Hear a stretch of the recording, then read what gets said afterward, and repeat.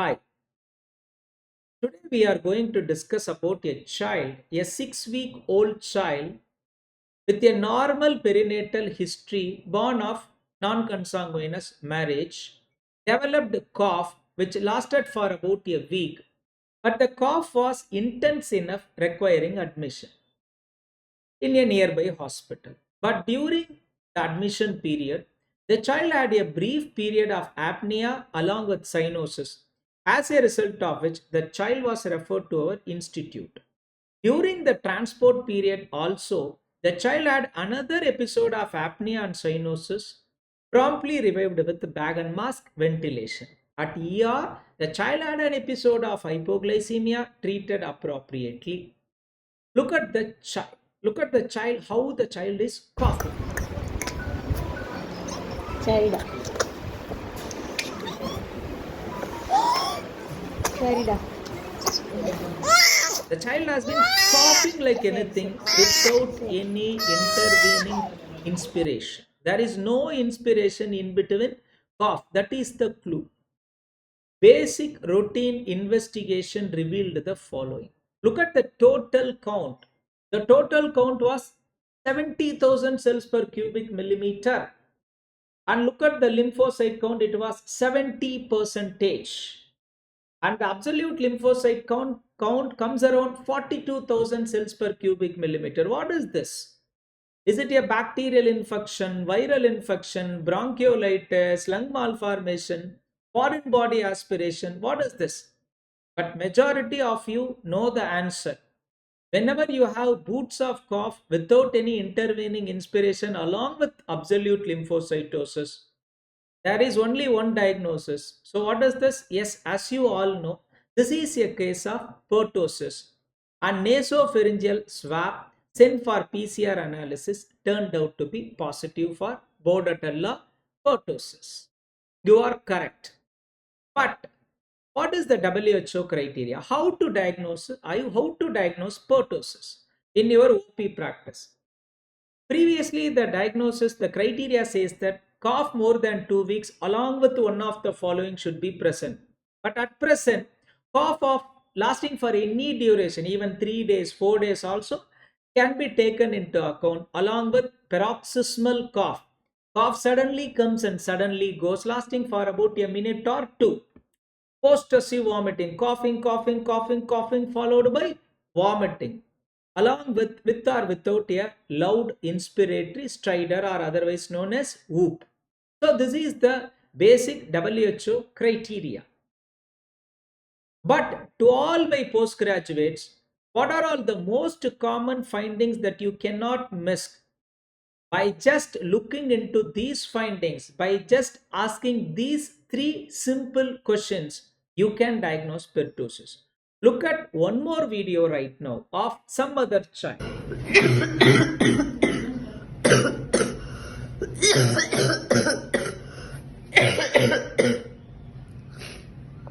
Yes. So whenever you get a child with cough, just ask three simple questions to diagnose pertussis. What are all they? If there is sudden redness of face during periods of cough, if there are tears from eyes during periods of cough, and bouts of cough without any intervening inspiration, in all these instances, the diagnosis of pertussis becomes very, very, very easy, right? But what are all the peculiarities of this infantile pertussis? Pertussis means cough, intense dry cough occurs in paroxysms. But in children, in infants particular less than 1 year, it can manifest with sudden onset apnea. So whenever a well child, an infant, young infant is brought with sudden apnea or cyanosis, instead of thinking about some other brainstem infection, meningitis, or lung malformations or something else, you need to ask one simple question: is there any cough contact? So A well appearing child suddenly developing apnea or cyanosis, particularly an infant, one of your differential diagnosis should be pertussis. So kindly send the nasopharyngeal swab for PCR analysis of pertussis. Hypoglycemia. How does this pertussis produces hypoglycemia? The answer is simple. Pertussis toxin releases insulin from the pancreas, as a result of which again unexplained hypoglycemia is a manifestation of pertussis in infants. Intermittent sweating episodes, in between cough, in between apnea. Another manifestation of pertussis in infants is intermittent sweating. And finally, these infants are extremely prone for complications due to pertussis. What are all those other peculiarities of infantile pertussis? We all know that in cases of pertussis, your absolute lymphocyte count should be sky high. It is not so. We have seen cases of pertussis with a normal lymphocyte count also. So what does it mean? If you have that particular pattern of redness of face and tears from eyes, even when ALC is normal, you can consider pertussis in your differential diagnosis. Second, remember this nasopharyngeal PCR can be positive up to 4 weeks, but majority of the times pertussis is often missed and the children are started on inhaled corticosteroids. Also, thinking that it is due to these episodes, cough variant asthma. So, it doesn't mean that you need to have a PCR positivity. PCR can be negative, will be negative after 4 weeks of duration of illness. Can occur in vaccinated children also. It doesn't mean that when you give 6 weeks, 10 weeks, 14 weeks vaccine, pertussis will not occur. Will occur. But the complications like apnea, cyanosis, pneumothorax, pneumonia will definitely be decreased even if it comes in boots. Can last for 1 year. We all know that the famous MBBS type of explanation for pertussis is it is an 100 days cough. You all know that pertussis means 100 days cough for any undergraduate. It is not so.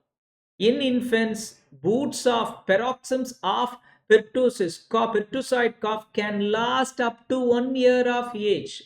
So never ever reassure the mother that it will go after 3 months. It will last up to 1 year. In our cohort also, many of our children has suffered with the bouts of cough which lasted for up to 1 year.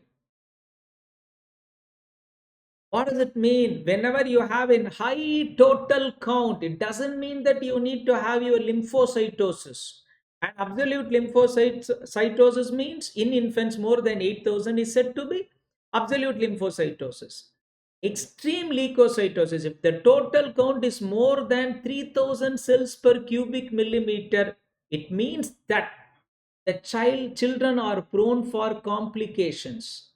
So, what are all those complications? The children are prone for complications such as pneumonia, frequent apneas, the child requiring PICU care. All those complications can occur and are directly proportional to the high total count or high lymphocyte count. So, the high lymphocyte count and high total count are not only diagnostic but also prognostic. More the lymphocyte count, more the total count, more the complications you need to expect. What is the treatment of infantile pertussis?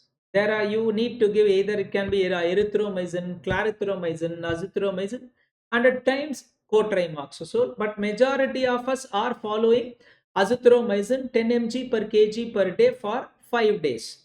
It doesn't mean that when you give azithromycin, it will reduce cough severity. When azithromycin is started, macrolized or started within a week of illness, there are chances to reduce the intensity of cough. But the purpose of giving azithromycin is to prevent spread of pertussis to healthy contacts. And you all know that all contacts should receive azithromycin prophylaxis. As we already mentioned, High lymphocyte count means chances of pneumonia, chances of PSU stale, chances of pulmonary hypertension too. Remember, in those instances, recurrent apnea, intense cough, going for pneumothorax, pulmonary hypertension, pneumonia, requiring PICU care, in those instances, there are chances for you to get a big relief by doing a plasma pheresis. So, plasmapheresis can be done in situations like respiratory failure, congestive cardiac failure, pulmonary hypertension, and pneumonia due to pertussis. So, these are all from my side for today. Whenever you get any children with cough, think about asking questions like bouts of cough without any intervening inspiration, tears from eyes while coughing, redness of face. Thank you.